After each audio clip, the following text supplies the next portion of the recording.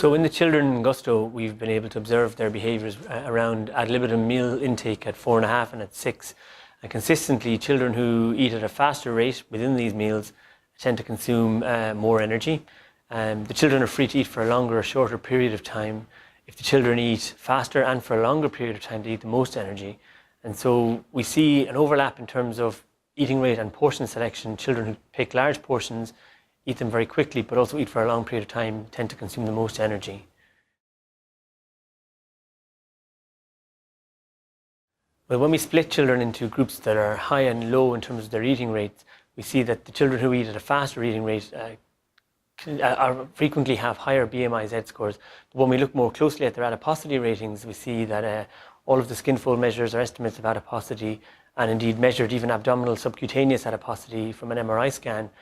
Faster eating children are always the ones who tend to have the highest levels of fat mass. So it's quite a strong link, I think, in terms of the behaviour that we see within meals and the subsequent impact on body composition.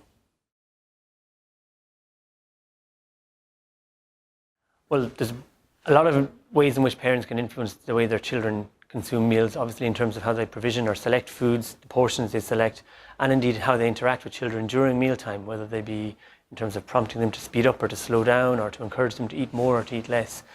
From the data we have in Gusto, looking at the eating behaviours during a mealtime, we find that parental prompting of children who are eating quickly is not having an effect on slowing those children down. If anything, maybe even speeding them up.